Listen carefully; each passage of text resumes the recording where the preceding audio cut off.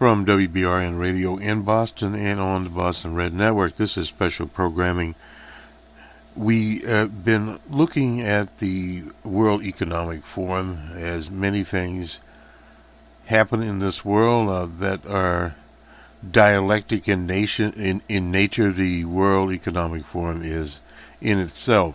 This presentation is from basically where have all the jobs went. I want to make sure that we get this correctly here.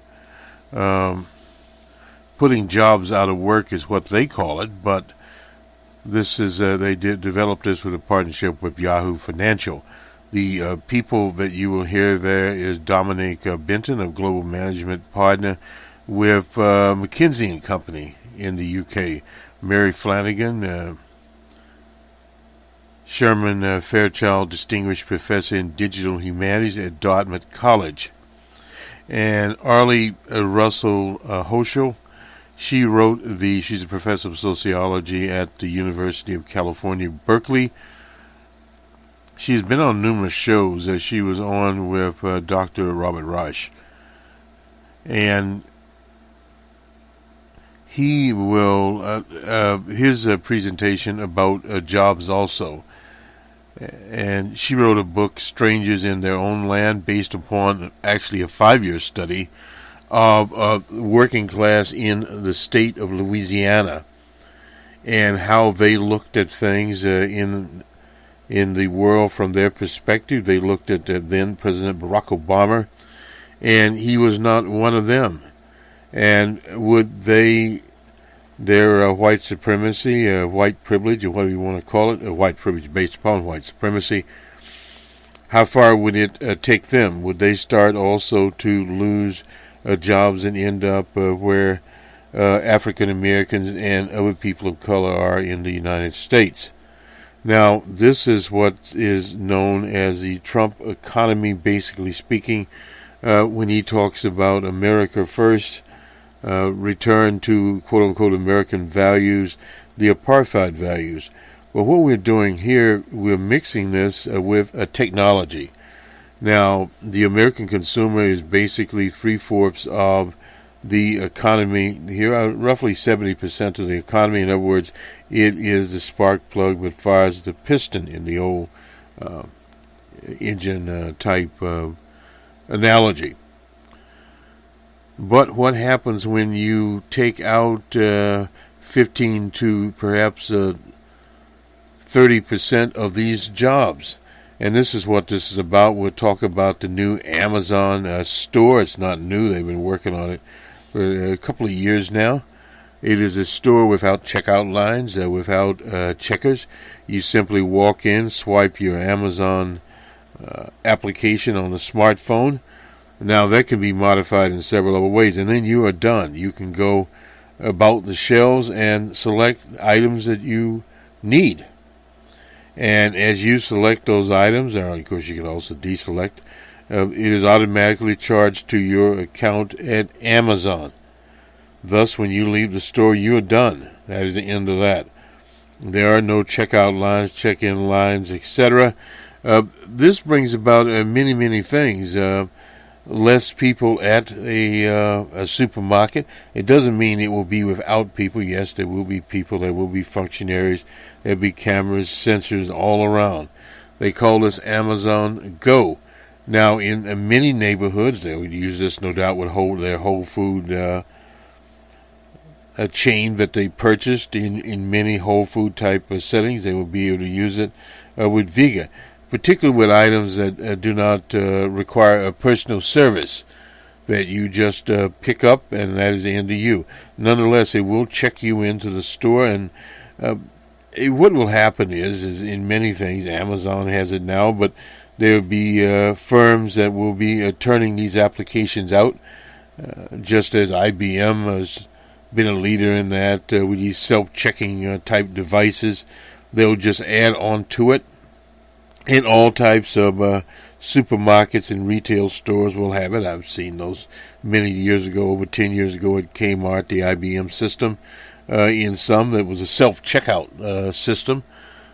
Did require a person to be there, but it was fairly accurate. Now, a lot of the self-checkout systems you see, they're out of date, and I've noticed that one market that I go to, they updated the firmware, so it is much better than it used to be, but it's not there yet. But they don't have a universal check-in system. The universal check-in system just means you're checked in, and Amazon can completely track your purchases. And also, what this does is it allows other types of things, self-driving cars, particularly self-driving trucks. Roughly, 1/6 of the economy is involved in driving something around. That is something that is doable, because you're talking about autonomous trucks. We're talking about what are normally called semis, and delivery trucks using basically the same types of GPS type technology. If GPS can get you to grandma's house, it can also get the UPS person or the Amazon Prime person or whomever, some courier there. That can be used, or get us a truck from New Jersey to Los Angeles. And you'll see more and more of these as betas come out, and they're doing betas all over the place now. They've been doing a lot of work in Sydney, Australia, for instance, with hackies or taxi cabs, or whatever you want to call them. Uber is in a big way. The Uber drivers will start to be replaced by the self-driving Uber car or Lyft or whomever you want to talk about. And all of the automobile makers are getting into it. The software people are getting into it. So how does this play into the theme of Professor Hochschild? Well, people will not only be in a strange land, they'll start being replaced in many of these jobs that they have been in. And it will be a situation where, as Professor Hochschild said, Hochschild, anyway, that demagogues, such as the local demagogue now, DJ Trump, could blame elites, it could blame whomever, but it doesn't really matter, because once this stuff starts moving on, and it is moving on, it's in 2018, 2020, 2021, and if you look at this so-called budget that they have, this 10-year deal, before the quote-unquote 10-year deal or 3-year deal is concluded, much of this technology will be, as one would say, in operation. We'll not be just talking about a relatively small store out in Seattle, Washington. We'll be talking about very large enterprises all over the country out here. So we'll start focusing more on those types of endeavors, and just say, for instance, focusing on a few small type of endeavors that are just perhaps one convenience store in one high-scaled community. We'll not be talking about those. We'll be talking. This is called Amazon Go, incidentally. The Business Intelligence Daily has a nice article on the Amazon Business Insider, I should say. Amazon, a grocery store of the future, opens today. No cashiers, no registers, and no lines. So it's a breakthrough in retailing. This is out in Seattle. The checkout-free grocery store, it opened on Monday. The online retailer first started testing the store back in December of 2016. So now we have Amazon Go. We'll have Walmart ready and whatever else going on. It's an 1,800 square foot store located in the Amazon building there in Seattle, Washington. The company, Amazon, could build 2,000 stores across the U.S. in the next decade, 10 years, probably more than that. They would convert particularly some of their smaller Whole Food type stores into that particular format. and go will go. In other words, tied in with the Whole Foods chain that they acquired for $13.7 billion, period. There's been challenges, according to a person familiar with the matter. This is from the Reuters service, include correctly identifying shoppers with similar body types. So this is a little bit more than what we thought. When children were brought into the store during the trial, they caused havoc by moving items to incorrect places.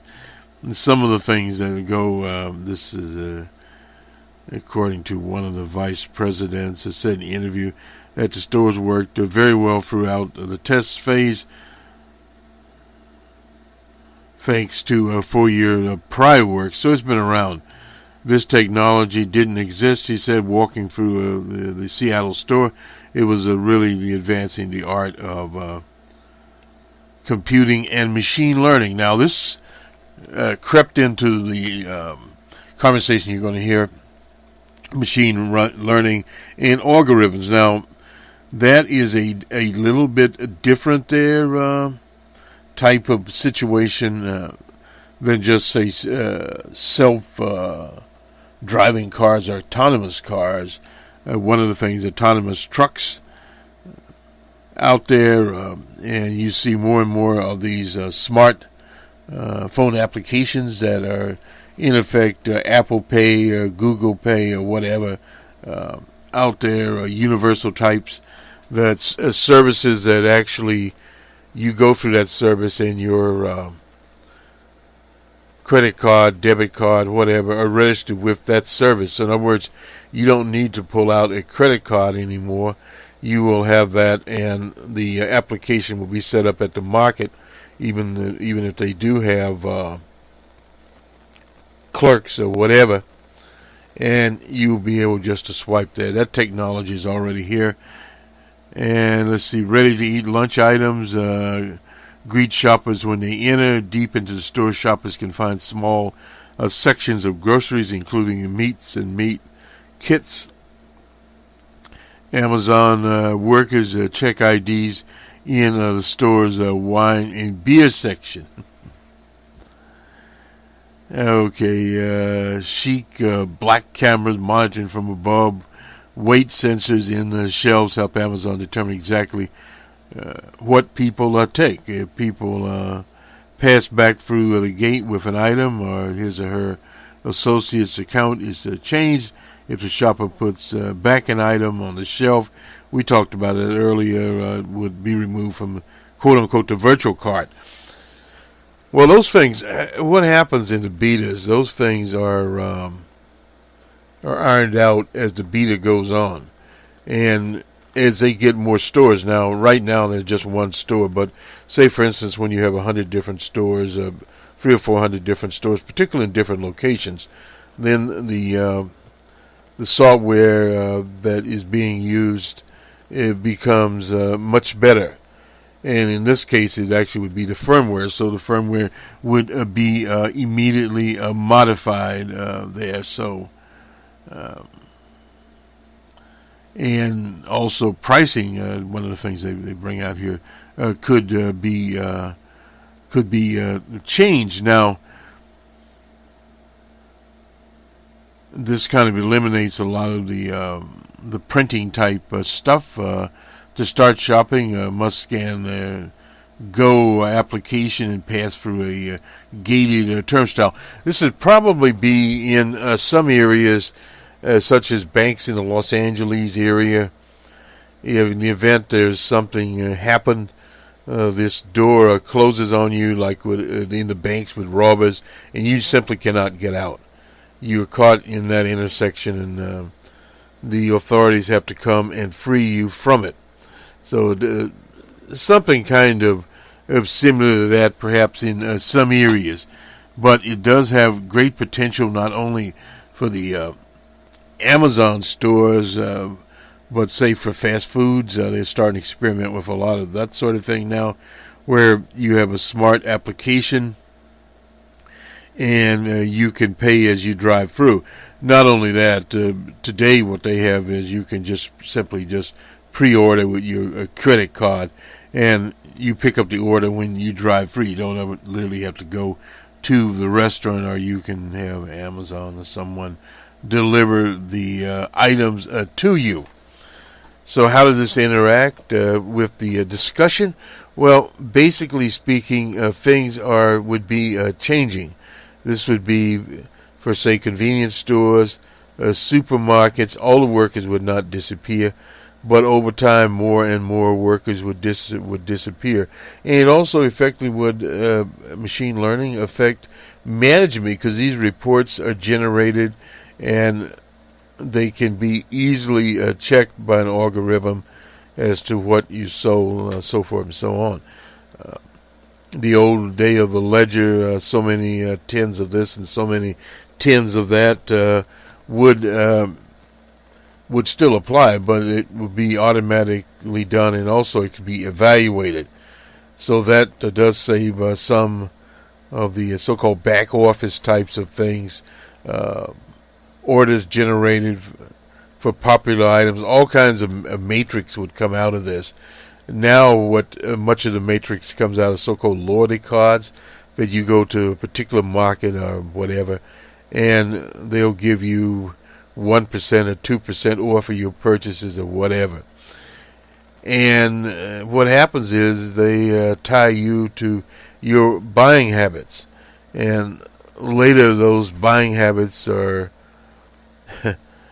in the cloud, and they can sell that customer data, and that goes into various kinds of profiling that Google, and now you have Adobe and all kinds of people in there. Even when you do a net search, well, the same thing happens when you do a smartphone search. Verizon, whomever, will know that you activated the Amazon Go app. So it's a lot more technical than one would suspect. This we see also across the telecommunications field, where you have the Verizons, the AT&T, and as they monopolize jobs disappear.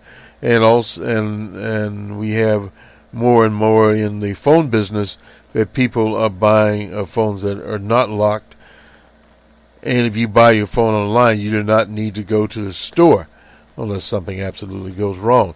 So you'll see fewer and fewer of these quote-unquote brick-and-mortar places for the T-Mobile, if they're still in business, and the Sprint, etc. Now you have a person was telling me today, one of the, I think it was a Best Buy or something like that, that had become a T-Mobile operation there. So in other words, they've been playing around with those sorts of things. That's for someone that would want to get the feel of, I suppose, of the phone, actually pick the phone up. But a lot of that will be disappearing. People will just order, and with the Prime, you can order something, and the next day it could be back if it doesn't feel right, doesn't work, whatever the story is. The whole conversation is there, and you'll hear, is the depersonalization of a lot of this. You used to have the corner store. You go in and talk to the owner or whomever about, what type of items they had, or you go into a butcher shop. If you're vegetarian, you go to the vegetarian store and talk to those. I remember we used to go to a place where a fellow was very, very knowledgeable about any type of supplement you would ever think of, and if you had a particular need, he could tell you immediately, just like an herbalist or something of that nature would do. So these are things that would be changing. Talking about in a strange land, you'll be in a strange land, and then the Trump appears there, and they are already touting him up in the monopoly media as a Davos man. Now, one of the things that did happen in this discussion, they talked about a universal income, what we used to call back in the day, or worked with Dr. George McGovern, the guaranteed income. As a candidate, he presented to the American people, but also Tricky Dicky fell in line with that, and Tricky supported it. It was not as much as Dr. McGovern's. I forget what it would be. Maybe $600, $700, $800 a year, whatever. And anyway, it finally, when the Watergate thing came out, the Congress lost interest in it. but now it would have been a great item. It's basically a building stimulus. People would get that particular amount of money, whatever it is, and it goes immediately back into the economy. This is the whole idea back to Keynesianism. Went on into in the 60s, we call it pump priming. And these are the things that people more and more look to. Now, we have a very interesting economy. We'll talk about this more in Numbers Man. It's our macroeconomics program. But do understand that what is happening, what is occurring today in terms of the political part in the U.S. here, that you have a stimulus. Trump will be talking about his infrastructure program, roughly $200 billion of government money, then the private money, etc., all thrown in there over a 10-year period. So I think it's a $1.4 trillion program. That's over 10 years now. But usually you don't do those kinds of things in so-called good economic times. The whole idea was, with the Great Depression, Keynes came up with this idea of the government pumping money in. And also at the same time, you have still quantitative easing, where the Fed went out and bought up various types of liquidities now.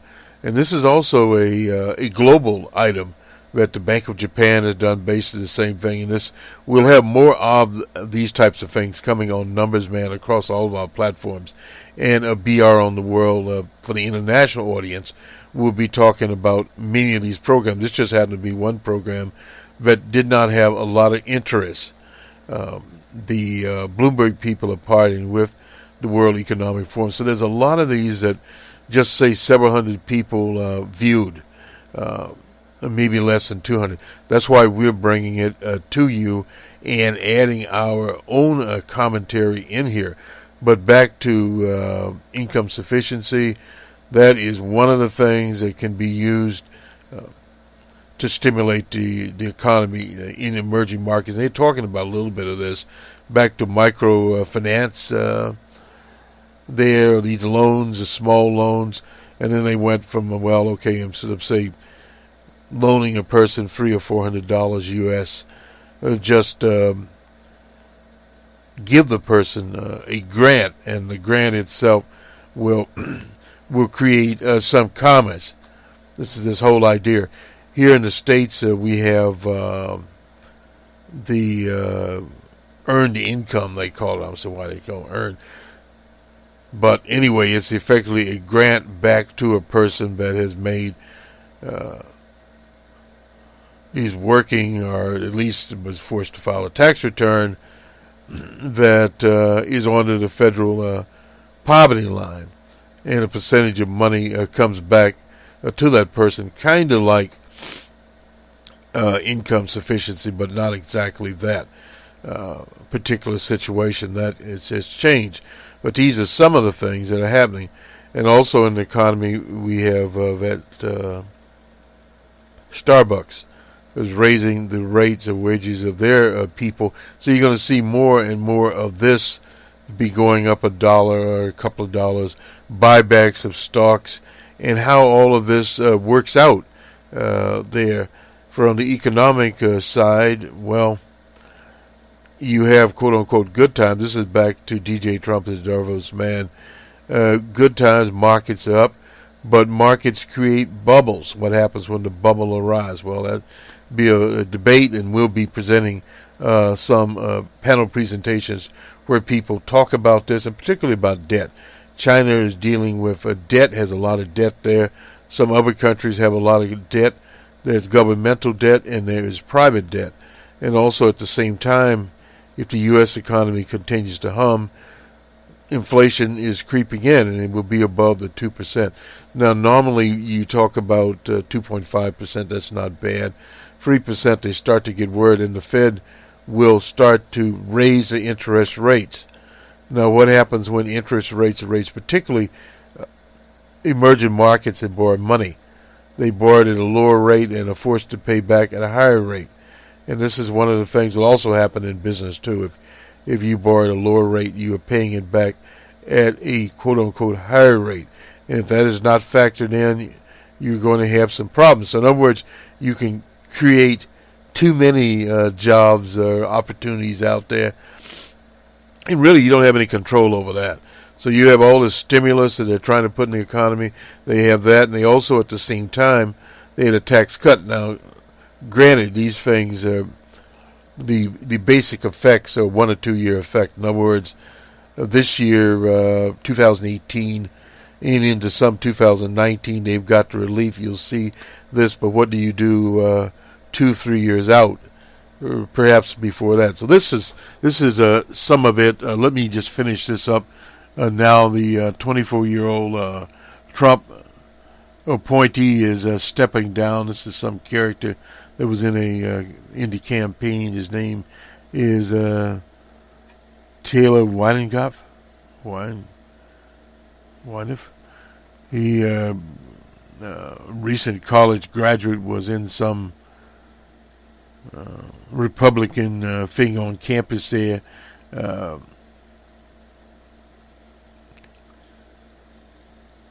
He even lied on his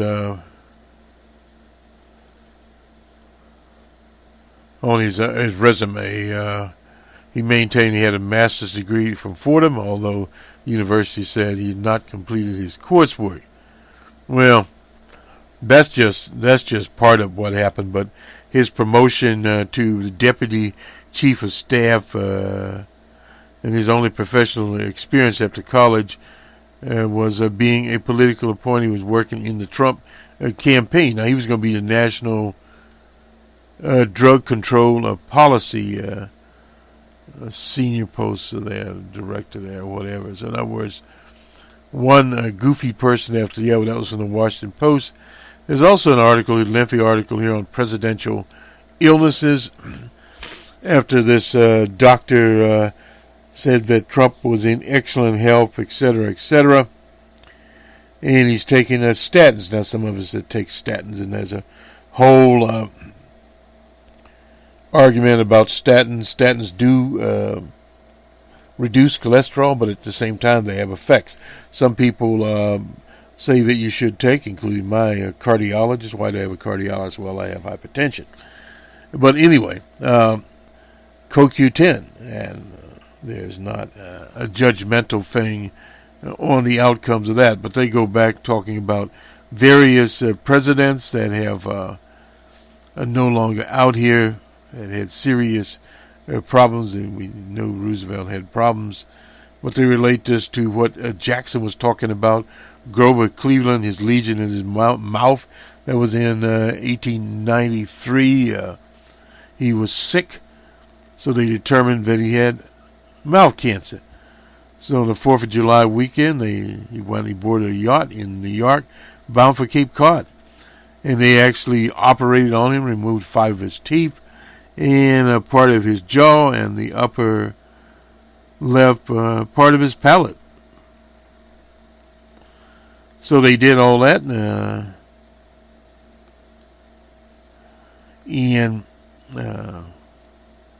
they claim he had a toothache.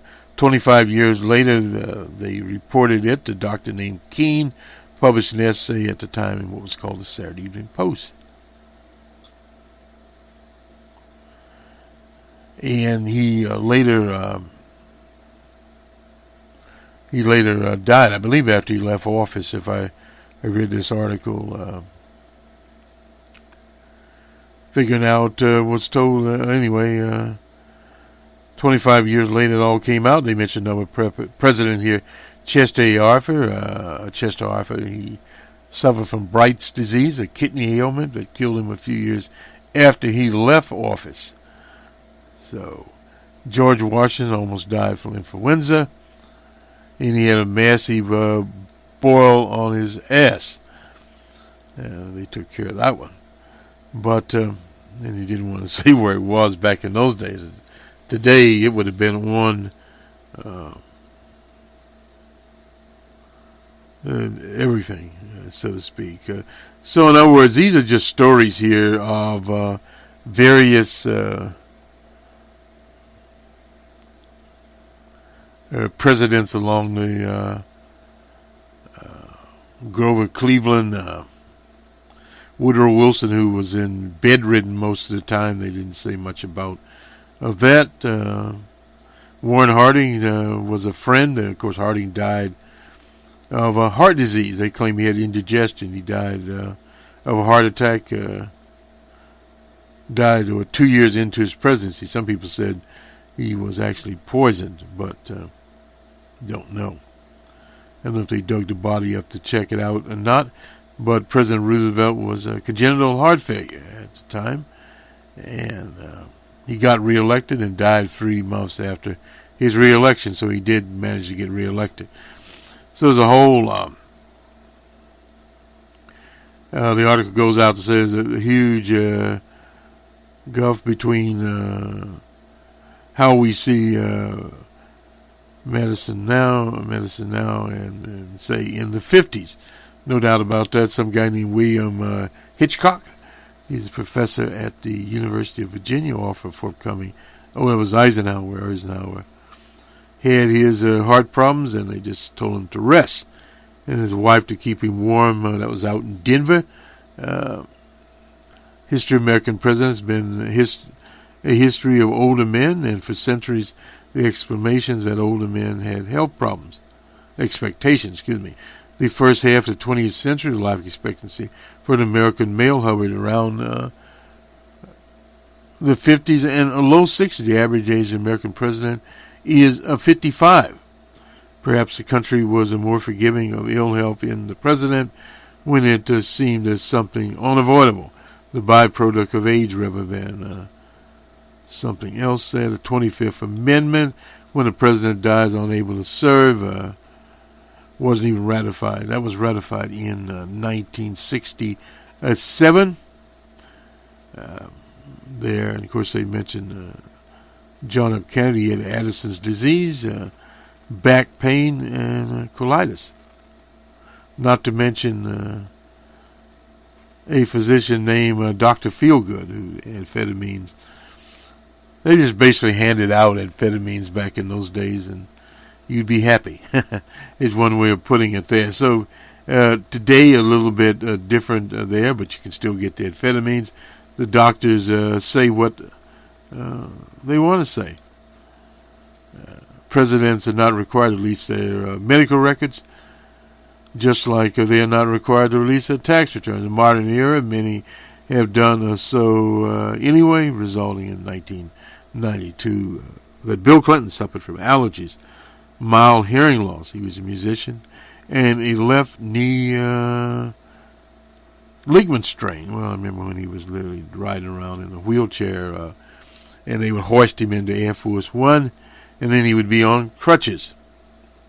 So nothing new there. Incidentally, DJ Trump's doctor name was Jackson, and old Jackson attributed to his great health, his great genes, etc. His father, old man Trump, lived to be 90, whatever, the last 5 years of his life. He had Alzheimer's. And his mother lived to be 88. So you'd figure, with medical advances, since they would died, old DJ Trump could live to his late 90s. He could almost live to 100. Just think of that. Old DJ Trump around to be 100. He's only 71, almost 72 now. Another 10 years, he'd be 82. So 20 years, he'd live out years, 10-year budget plan. Let's do the sports now, and we'll have a series of programs from the World Economic Forum. Now, on some channels, you will not get to hear all of this, but on other channels, you will hear it in its entirety, or mostly its entirety. It has been edited, but nonetheless, you will hear the panel discussion and what they're talking about, and understand that the World Economic Forum is in itself a capitalist forum. That's one of the things you have to understand, and as you understand that,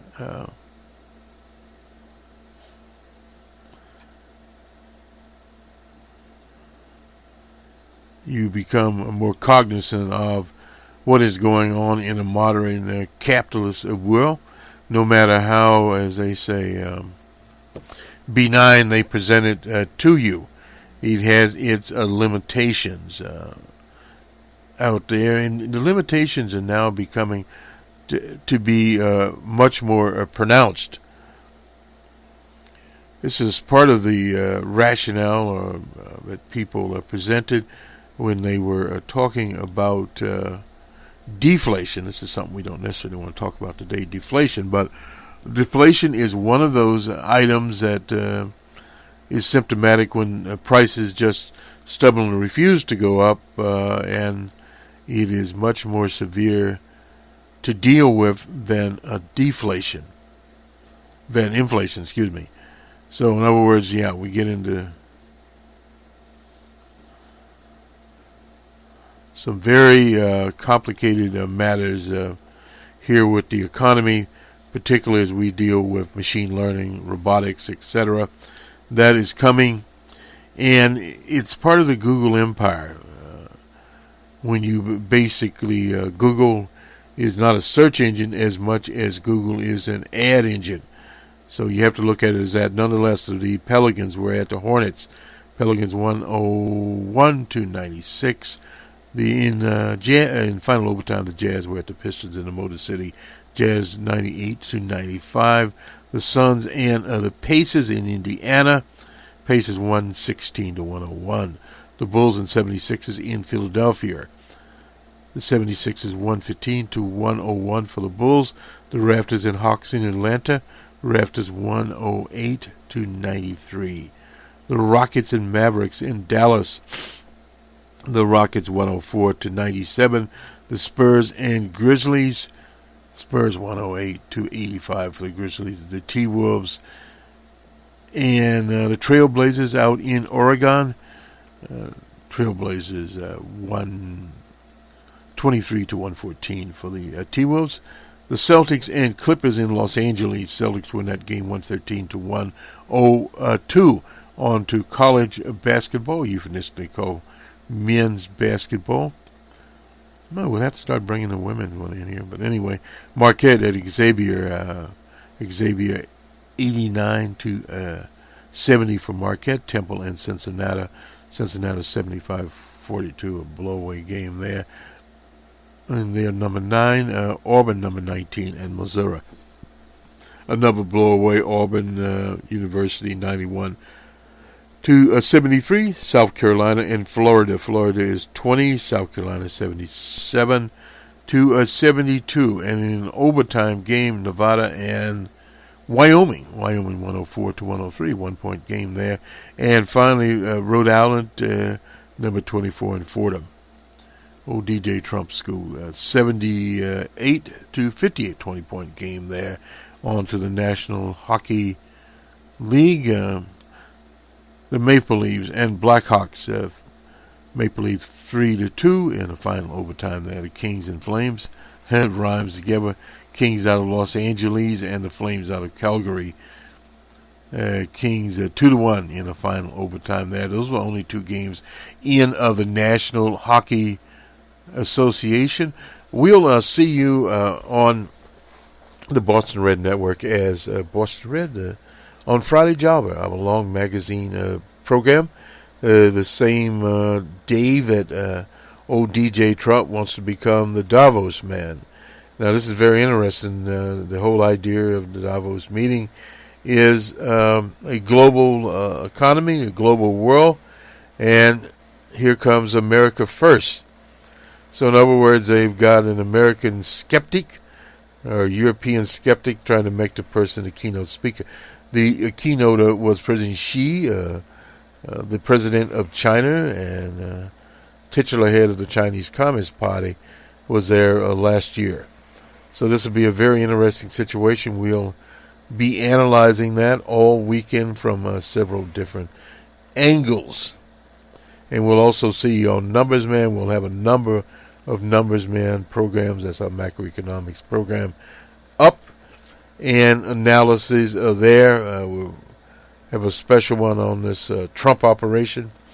We don't like to cover that much of DJ Trump, but occasionally he falls into everything. He's everywhere and nowhere all at the same time. This time it might be true. You know, like with the guy who cried wolf, eventually the wolf really came. Mm-hmm. Right. Okay, that's a little scary. Wolves, technology wolves.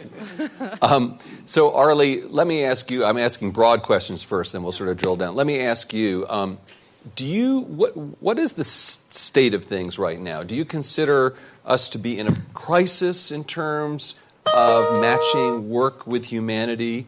How would you assess the state of affairs? I think we are facing a crisis that we're not talking about.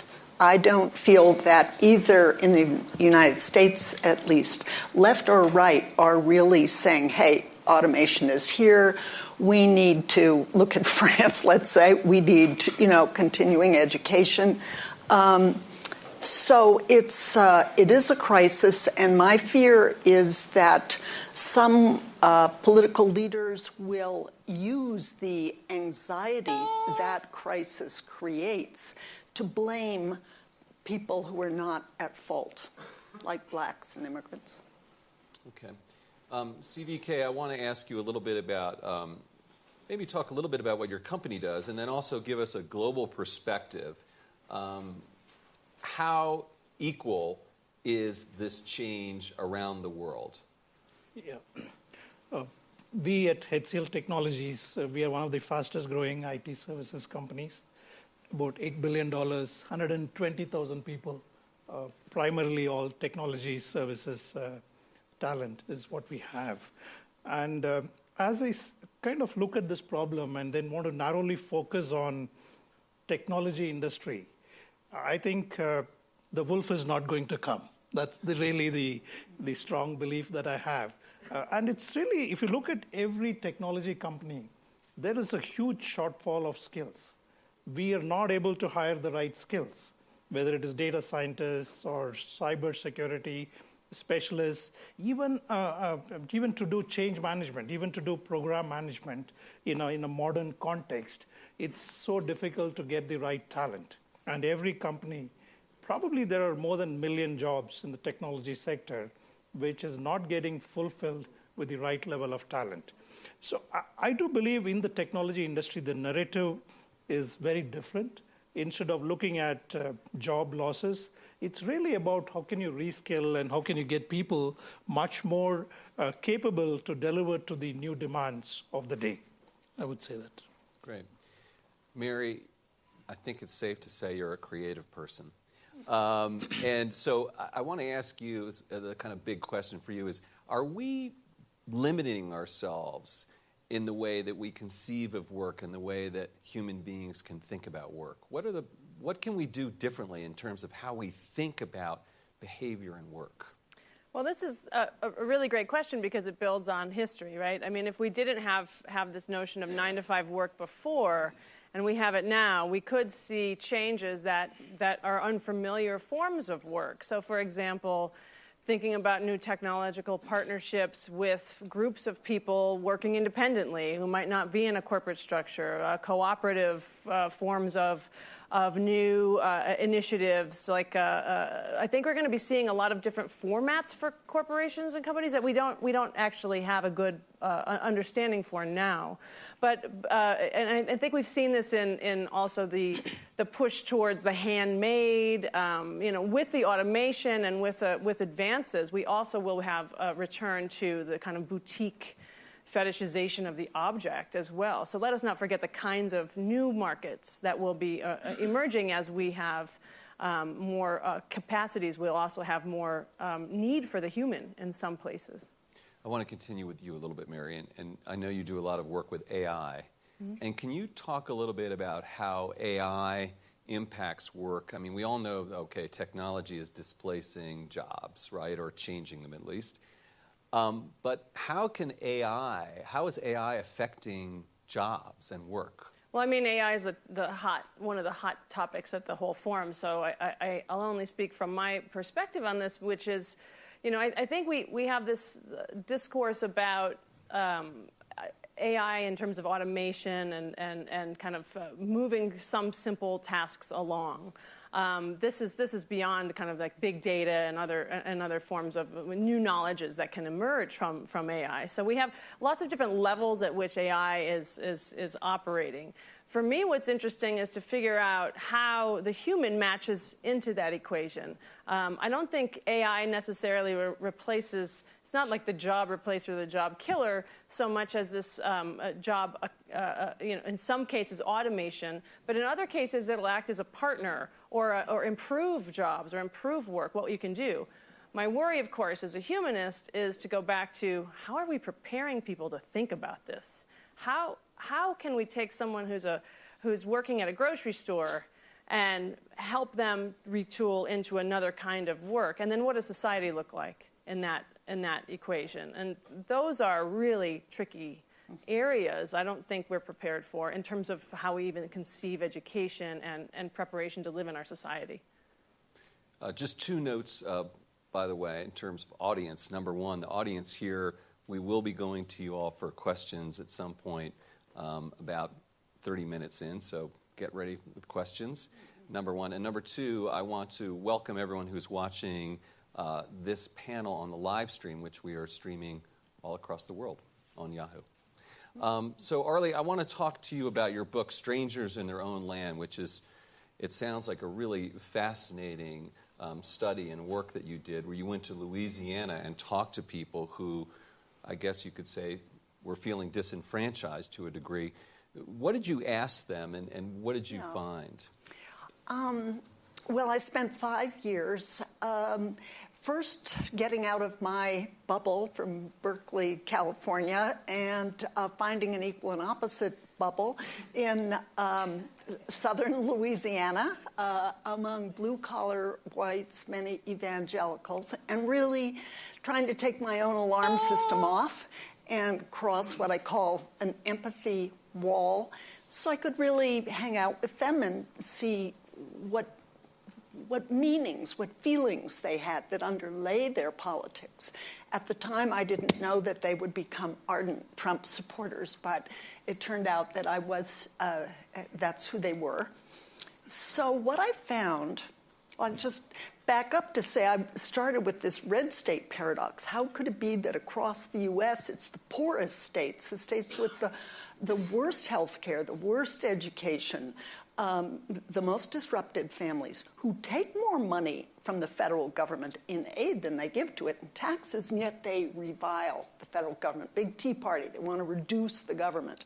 So I thought, well, I don't get that. That's the question I brought with me. But when I got there, they dropped that question. That wasn't their question. That was my question. They said, okay, we know we're embarrassed to be so poor, but the real thing is something else. And that something else I came to feel was a deep story. What is a deep story? A deep story, you take facts out of it. You take moral precepts out of it. It's just what feels true about a salient situation. And you can tell it like a dream. By the way, left and right both have deep stories, but it's emotion-based. And in the right deep story, they're waiting in line as in a pilgrimage, and facing the American dream. Their feet are tired. They feel they don't begrudge anybody. They're just waiting for the American dream. And then, in a moment, they see line cutters. Well, these are federally mandated affirmative action blacks who finally have access to jobs that have been reserved for whites. Even worse, women who finally have access to jobs that have been reserved for men. Immigrants, refugees, even animals. They think that the environmentalists are putting animals above people. All they see as line cutters, so it feels unfair. And then they see Barack Obama, in this case, as waving to the line cutters. Oh, he's their president. I'm left out. I'm pushed behind. So that's the deep story, and they felt that finally someone heard them. They didn't see anything else for them, not the Democratic Party, not the Republican Party. And someone swooped in, who is now our president, and said, I'm your guy. And they are that desperate. It's not that they love him, but nobody else seems to recognize the situation of decline. And they feel they're being about to be bumped from the good jobs they have or aspire to into the jobs that women and blacks do that are lower paid. And they think, in a way, what's happened to blacks ultimately is going to happen to us. So there's a desperation and an anxiety that I think has to be front and central. This third of the country, it's really important we address it and talk across this boundary. By the way, they want to talk. You mentioned a word I just picked up on, which is anxiety. And there is a lot of anxiety out there. Fear, some of it unfounded. But when you feel anxious, when you feel depressed, that's a reality. And Yuval, you have some thoughts on that people are coping with these kinds of fears of not being able to get the right jobs and work and how it extends to their lives writ large. Can you talk a little bit about that? Yes, I think there are two issues regarding anxiety we should face. First of all is that traditionally, people in that situation faced exploitation. And you had this big socialist call to arms that the exploited should revolt. And being exploited is very bad, but at least you have power. Now people fear something far, far worse than exploitation. They fear irrelevance. Yes, that's right. When you're exploited, you're at least important. They can't shoot me. I mean, who would work? When I'm irrelevant, that's far more scary. So this is one anxiety that is rising. And the other issue with anxiety is that I think that there will be new jobs. The big question is whether people will be able to reinvent themselves to fill these jobs. Right. And if you have to reinvent yourself every 10 years, because the automation revolution will not be a one-time affair. Right. Yeah, we have a big revolution, everything is in chaos, and then it settles down to a new equilibrium, end of story. No, it will be a cascade of ever bigger revolutions and disruption. And then people have to reinvent themselves again and again, and that's extremely difficult. Yes, to reinvent yourself when you're 20, it's difficult, but you do it. Yeah. To do it again at 30, at 40, at 50, that's very high levels of anxiety. Right. All right, so you got wolves and constant revolutions over here, Yuval, and this is tricky stuff. But I think you're very much on to something. And I want to ask you, CVK, a little bit about this. And, but the job elimination and losses are real. I mean, McKinsey has a study that says that 1/3 of all workers in the U.S. and Germany will have to find new types of jobs over, say a 10-year period. And so, CVK, you've talked about new formats for jobs, and I'm curious as to what that means exactly. I think the formats of jobs are changing in several dimensions. I mean, first, somebody alluded that it's not an 8 to 5 kind of jobs. It's very flexible hours. That's one fundamental change. Second is, as a society, we've been used to 15 or 20 years of education, followed by several decades of professional career and work. I think that's going to change. We're in a world where it's a state of continuous learning. You learn, you acquire new skills. Just taking on the point that he said, you have to reinvent yourself. You need to be continuously learning. I think that's a very, very important dimension of keeping yourself relevant in the new paradigm. And it's again, you tend to work with more humans as colleagues. We need to get used to working with humanoids as colleagues, because it's really artificial intelligence, robotics, all of them. It's very important to recognize that they enable humans to do some things better and faster. I think as long as that thought is clearly embedded in the minds, and that's the narrative, then you are a lot more working constructively to find solutions. Even if you look at any study, you mentioned about McKinsey, there's a Gartner study which says in the next 3 years, 1.8 million jobs will be lost, but there's a 2.3 million new jobs which are getting created. So I think any study talks about changing profile of the work, the repetitive, monotonous work. Obviously, throughout the history, they've got automated, they've got eliminated, but more creative, more unique, more thinking-oriented jobs continue to evolve. I think it's just recognition of this, and then we really focus on doing something about changing or reskilling the broader workforce. That's where the solution lies. I want to drill down into some of those numbers, because you can see there's all kinds of data out there, and you can find the data that kind of matches your viewpoint to an extent. It's always kind of the case, but here in particular.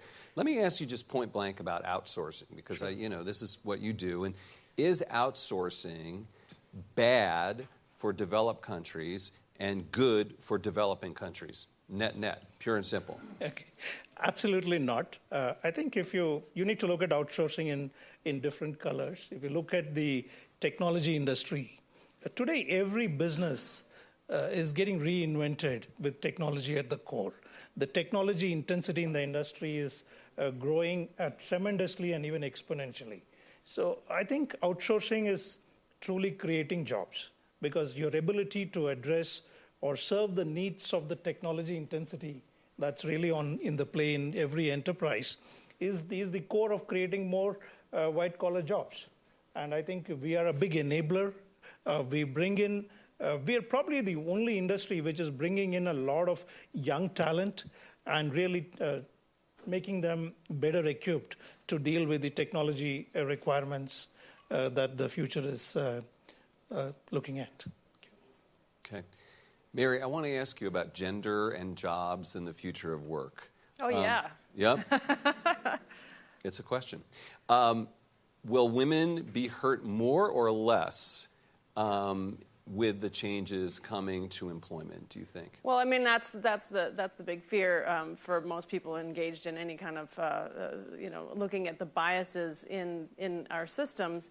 If we're getting rid of some of the low-paying jobs, they tend to be people of color and women, at least in the United States. They might be immigrants, migrants, or those less educated. So we have to really understand the class implications of technological development and the infrastructural racism that could result, and sexism and gender that could result as a form of this kind of thing. Now, how we get over this is a really interesting question, and I want to go back to this notion of education. If we really think, I mean, what if we throw out the idea of I'm at a university, so apologies to Dartmouth, but if we throw out the idea of university as a one-time thing, and we think about lifelong learning, and we think about the kind of experiential learning that has to be happening the rest of our lives in order to keep up with ourselves and our own work environment, it changes how universities might become partners with institutions and businesses. We might have a kind of spiral. And I think this would also work and help shifting some of these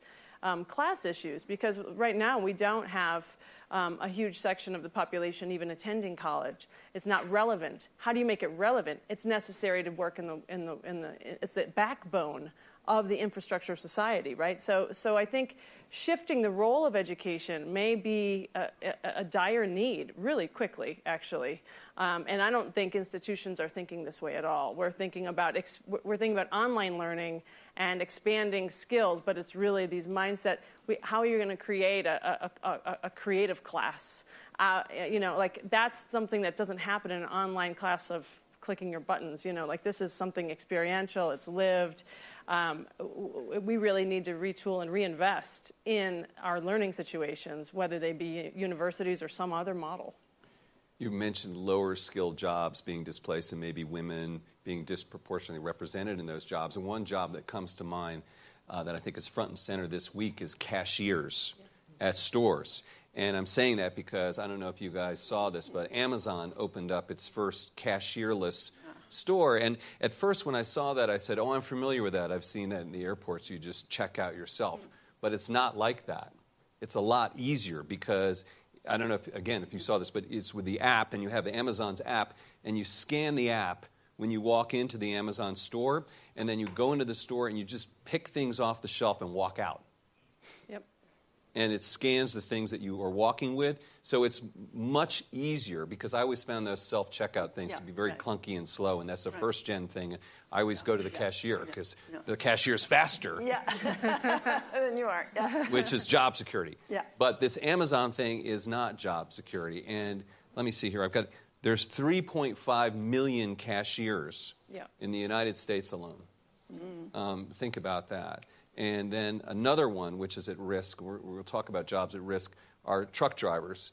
The truck drivers, again, in the United States, the biggest job category, the number one job in the United States is truck drivers, and we've all heard about driverless trucks coming. So, Arlie, I just want to ask you if you've given any thought to what kind of work will we be doing, and what kind of work do the subjects of your book aspire to, maybe as a question I could ask you then. Yeah. The first thing I'd say is that work, the fact of work, is hugely moral for the people I came to know in Louisiana. In other words, I talked with one woman who said, I'm a worker, She didn't tell me how good she was at the work. She didn't tell me that was how she identified how important, consequential, did it make a better world? It wasn't that. It was just, I work. And she attached pride to that. And so desperate was it that she said, actually, I think we ought to go to Europe and France and take all the graveyards of fallen American soldiers from World War I and II, bring those graveyards back to Louisiana or somewhere else where American workers can tend the graves and with American lawnmowers can mow the lawn. Wow. This was her feeling. And it wasn't...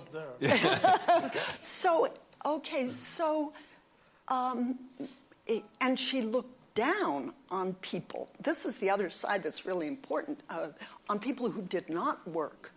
It was, people would say to me things like, at 7th and Broad Street, they're giving out Obama phones to the people that don't work.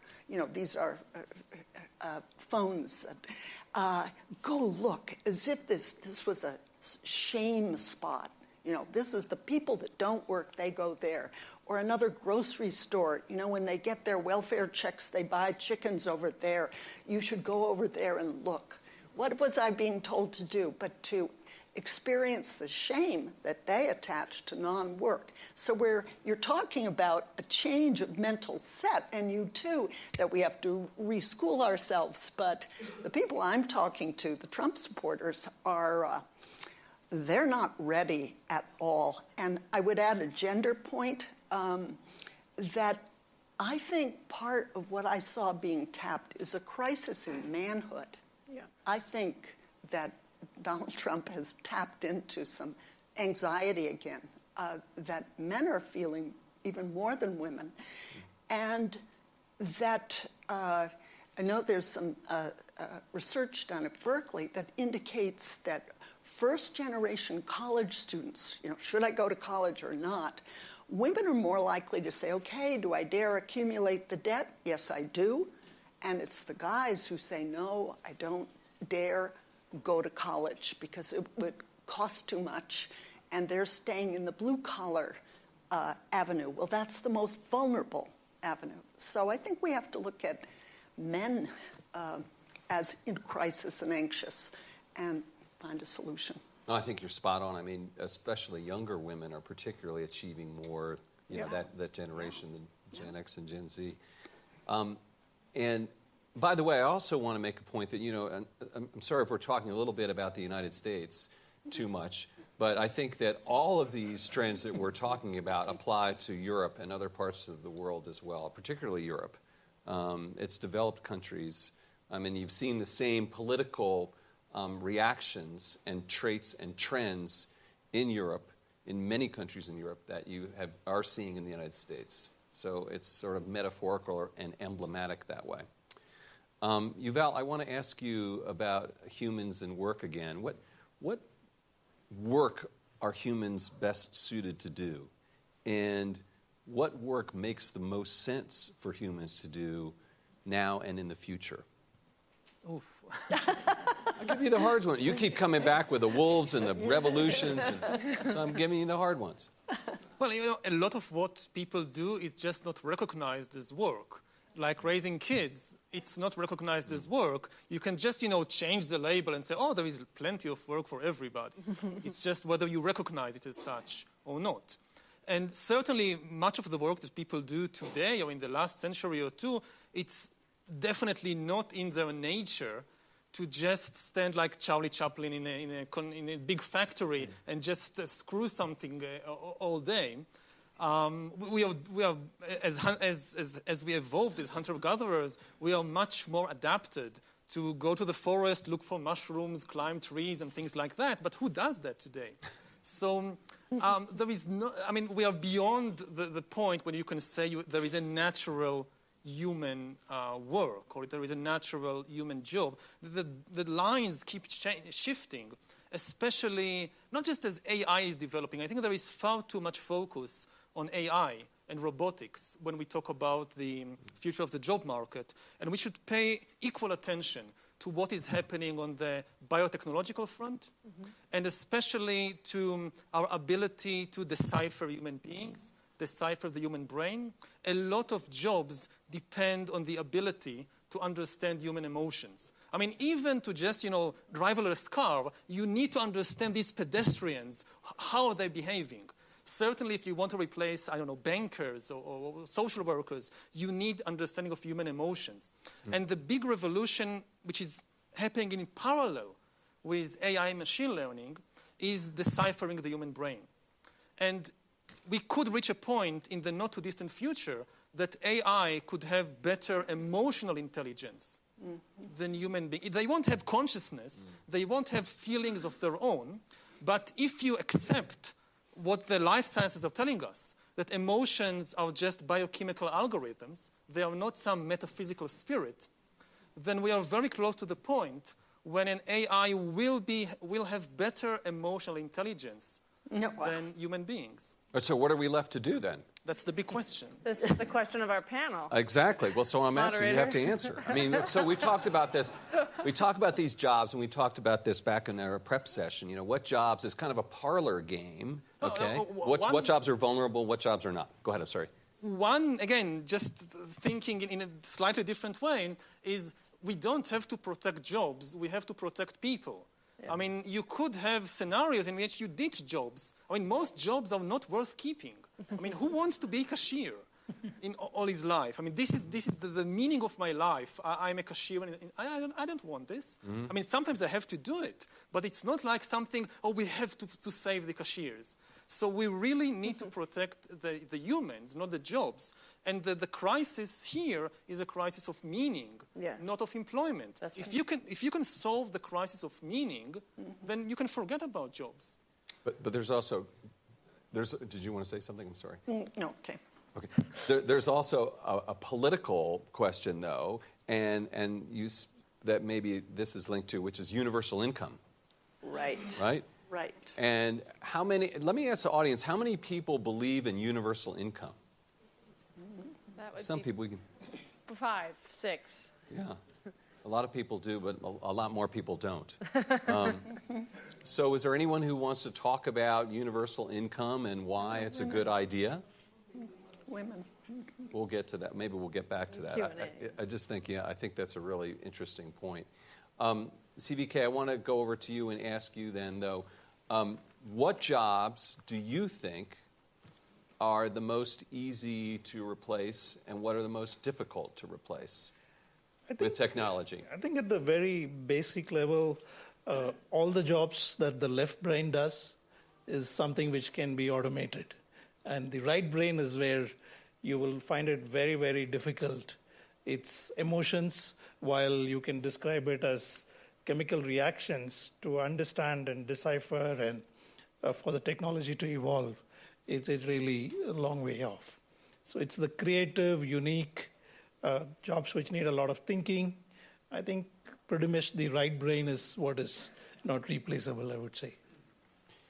Mary, do you have examples of people who are using creativity to sort of redefine their work? I mean, you meet with all different types of people who are doing really cool things. Well, since 1973, an artist, Harold Cohen, actually developed an AI paint paintings. So he wanted to paint, but he thought he was a bad painter, so he just made an AI to paint. And then the AI was called Aaron, and Aaron started painting and selling his paintings. Oh. And Aaron's paintings sell for they're doing all right. So this partnership with using AI or kind of this partnership in using a tool as a creative process is a long time coming, actually. Artists have been thinking about this the whole time. So as soon as there's a technology artists are doing, I would encourage everybody to look at what artists are doing today about social media and about issues of privacy, because that's where the critique and the new tools actually come out is in the dialogue. It will surface in culture 20 years later. So it's interesting, but that's one example I can give you where we have this kind of fusing. Right, people talk about that partnership of human and machine as the sort of ultimate paradigm going forward. I mean, there are also things, we were talking about this as well, that jobs that are not repetitive and deal with unexpected events. What was that one? Oh. The plumber? Oh, yeah, no, definitely, yes. I had forgotten about my plumber analogy. Yes, right. The plumber is a very safe job, I think. Finding a frozen pipe and trying to figure this out.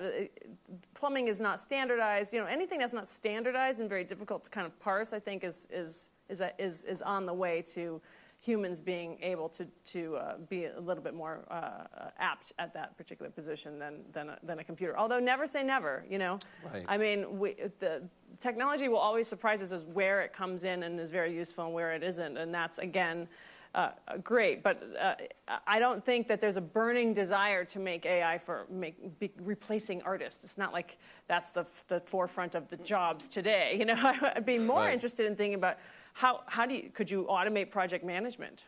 Multitasking and seeing if you're behind and getting your motivating your team members. What does that look like? That's an interesting question. Now everyone would think that's a safe job because it requires so many human skills.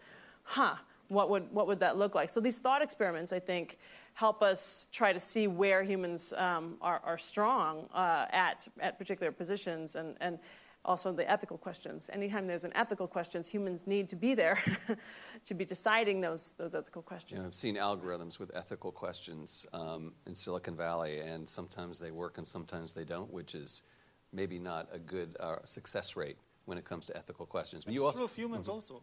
Yeah, I suppose so. Yes. We're not we're not infallible when it comes to ethical questions, are we? No. We're not infallible, period. Right. Yes. In fact, we're quite fallible. Yes. But are machines fallible? Yes. Right. Yes. But maybe it depends on the rate of fallibility. And who's programming them? Well, you also talked about, people gardening is a job that may be safe, and lawn care, things like that, or being a dentist. But all those things could be. In fact, I was looking at something, and one study showed that a very safe job from technology, and I mentioned this to you guys, was clergy, a minister. That is until I found there was an app called Confession with a drop-down menu for sins. So Is there an other? Yeah. So to your point, Mary, I mean, just you think you're safe, and then maybe 3 years later you're not so safe. I think we should watch the safe word, though, because it's not about whether we're safe or not. It's how we can use this technology. I mean, I do want to be an optimist and say, okay, well, we have to design for the human, and we have to have certain ethical standards for that. But it's always going to be a dance, I think, between the technology and the people.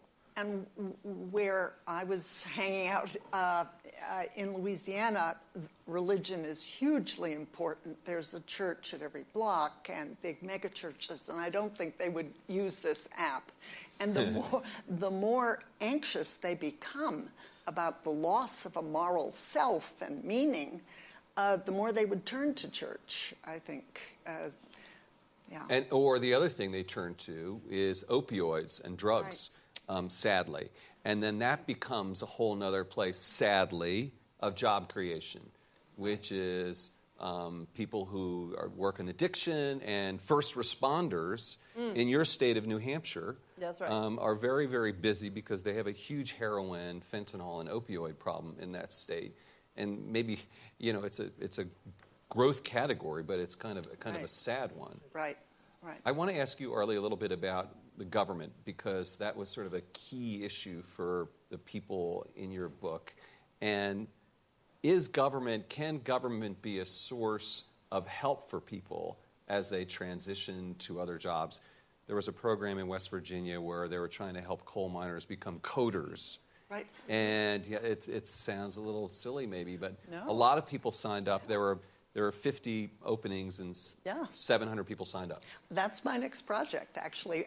I got a call from a Democratic congressman, 17th District in California, Bo, his name is, and he made an agreement. His constituency is Silicon Valley.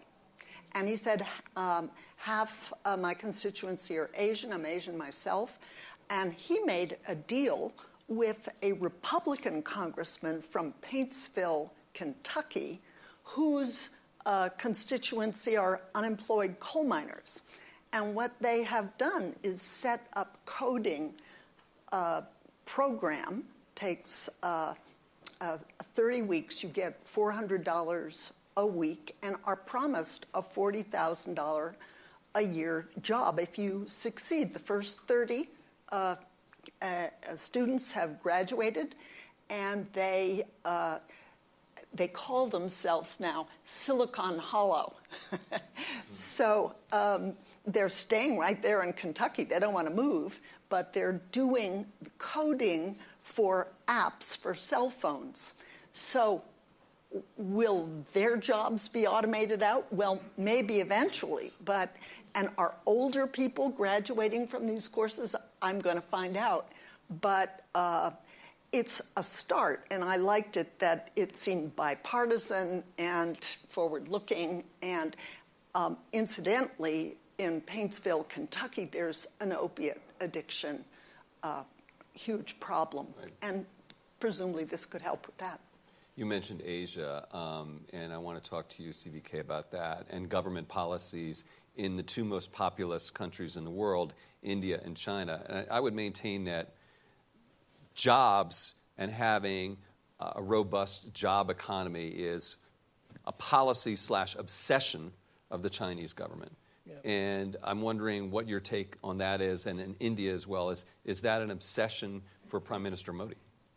Absolutely. I think if you just try and differentiate how this problem manifests in Asia versus rest of the world, I think the fundamental difference is in the demographics. The number of young graduates or people, millennials, who are getting into the workforce every year is more than the population of a few countries, right? So I think the challenge is of a very different dimension, which is posed by the demographics. So I think job creation, trying to kind of train them and make them equipped for the entry-level jobs is the big agenda.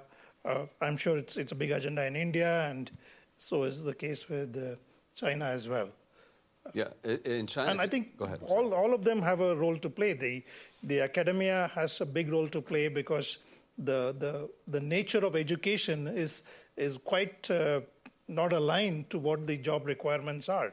There is a huge gap between them. So there is a lot of effort going into training them to make them eligible for the jobs. And government also has a big role to play because the availability of access to training, awareness of what are the right skills to really build capabilities on, and industry as well. I mean, industry needs to bridge the gap between the educated and education and employability. I think that's a big gap, especially on the technology industry. It's a very big thing. Someone made the point, and I don't know if this is urban myth or not, but that in China, for instance, there are so many technology graduates that the government uses those graduates as part of the security apparatus, that filling all those jobs of people surveilling the population of China and the populations of other parts of the world is actually, sure, it's security, but it's also, we need to get jobs for these people. Yeah. So the implications there are sort of interesting as well. Again, you hear things in the United States about China that are not necessarily the case, so we have to be careful about that. I want to see if we can go to the audience and get some questions from you guys. Oh, we got some people right away. Do we have microphone? We do. There's two people. You have to choose between those two. It's your...